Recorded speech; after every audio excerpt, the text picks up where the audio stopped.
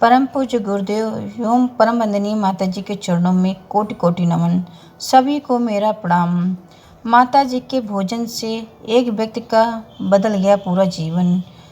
परम पूज्य गुरुदेव इसी बात पर कहते थे कि माता जी का भोजन दिखने भर से सादा और साधारण है, लेकिन इसे तुम लोग कभी साधारण समझने की भूल मत करना। इसमें उनकी असाधारण प्राण ऊर्जा समाई रहती है। ये पेट को तृप्त करने के साथ साथ आत्मा को भी तृप्त करने वाला तत्व है। तुम लोगों को अन्नदान देने का, तुम सबको संस्कारवान बनाने के उनके तरीके बड़े ही अद्भुत हैं।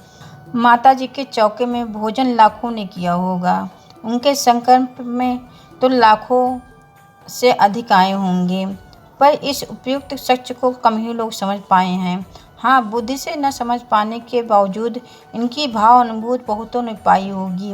कभी कभी तो यह अनुभूति इतनी प्रगाढ़ होती है कि अनुभव करने वाला इसे बताए बिना नहीं रह पाता। इसके बखान से ही उसे संतुष्ट और संतृप्त मिलती है। ठाकुर हरमन सिंह हांडा की अनुभूति की कथा ऐसी ही है। इसे उन्होंने गायत्री तपोभूमि के एक शिविर में अपने साथी को सुनाया था। उन दिनों इसे सुना, उसे आज भी ये बहुत अच्छे से याद है। ठाकुर हरमन सिंह राजस्थान के बाड़मेर के पास रहने वाले थे। उनके पुरखे काफ़ी बड़ी जागीर थी। स्वतंत्रता मिलने के बाद जागीर तो न रही, पर उनके ऐश्वर्य में कोई विशेष कमी न आई थी। ठाकुर साहब में काफ़ी गुण थे, पर उनमें दोष कम न थे। ऐश्वर्य और विशाल विलासिता जन कई दुष्प्रवृत्तियाँ उनके व्यक्तित्व में समा गई थी।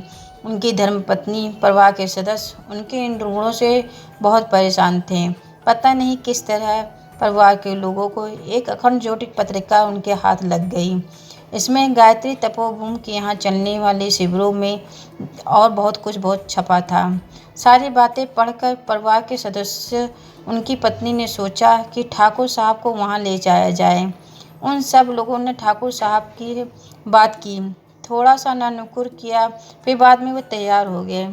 निश्चित तिथि पर वे सभी मथुरा स्थित गायत्री तपोभूमि पहुंच गए। उन दिनों आने वाले ठहरते तो गायत्री तपोभूमि में ही थे, पर भोजन अखंड ज्योति संस्थान में करते थे। इसी नियम के अनुसार ठाकुर साहब भी अपने परिवार के साथ भोजन हेतु अखंड ज्योति संस्थान में गए।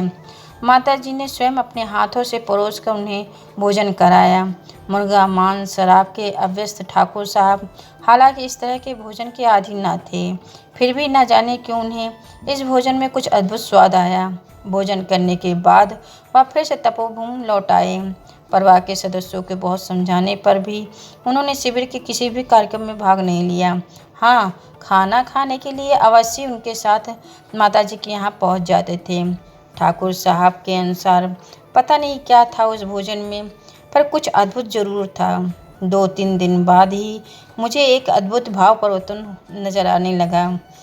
हर समय आंखों के सामने माता जी की सौम्य मूर्ति उपस्थित रहती थी। पहले तो गलत विचार, गलत भावनाएं मन में आती ही नहीं थी, पर यादें, पुरानी आदतें वश आ भी जाती तो मन में बड़ी ही शर्मिंदगी महसूस होती थी। ऐसा लगता था कि माता जी सब कुछ देख रही हों और मुझे डांट रही हों। परंतु कुछ दिन के बाद घर वापस जाना हुआ और वहाँ गया तो फिर वही सारी बातें हमारे साथ गुजरने लगी। मित्र भी वही थे, उनकी जोर जबरदस्ती भी वही थी। इसे जोर जबरदस्ती के कारण उनके साथ जाना पड़ता था। मना करने के बावजूद भी उन्होंने मांस, मदिरा, शराब का सेवन करा ही दिया। इसके बाद की हालत खराब हो गई। उल्टी दस्त का सिलसिला चल पड़ा। जैसे तैसे घर पहुंचाया गया, लेकिन दिनों दिन बीमारी बढ़ती ही गई। दवा, डॉक्टर का इलाज सब बेअसर होने लगे। ठाकुर साहब के अनुसार घर के सभी लोग घबरा गए, पर उन्हें खुद एकदम घबराहट न हुई थी। उन्हें हमेशा लगता था कि माता जी उनके सिरहाने बैठी उनका सिर सहला रही हैं। माता जी कह रही हैं कि बेटा, इसे बीमारी नहीं, अपनी विवेचन समझ। इस बीमारी के द्वारा तेरे सारे पुराने कुसंस्कार धुल जाएंगे। अब तेरे अंदर वही रहेगा जो मैंने भोजन के साथ तुझे दिया था। तू परेशान न होना, सब कुछ बड़ी जल्दी ठीक हो जाएगा। सचमुच ऐसा ही हुआ। वह थोड़े दिनों में एकदम ठीक हो गया। ठीक होने के बाद उसका जीवन क्रम एकदम बदल गया। पुराने मित्रों का संग साथ छूट गया। फिर से वो शिविर में गायत्री तपोवन में आना हुआ। उन्होंने अपनी कथा विस्तार से सबको सुनाई।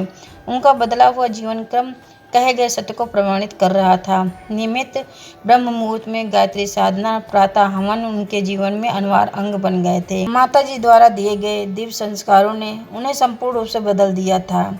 इसी प्यार और दुलार को तो आज हम नए युवा और पीढ़ी को तरसने को हो गया है। हम भी उसी अनुभूति को महसूस करते हैं। हे माँ, मुझे भी अपने प्यार और दुलार का स्पर्श प्रदान करें। जय गुरुदेव, जय बजरंगी माता जी।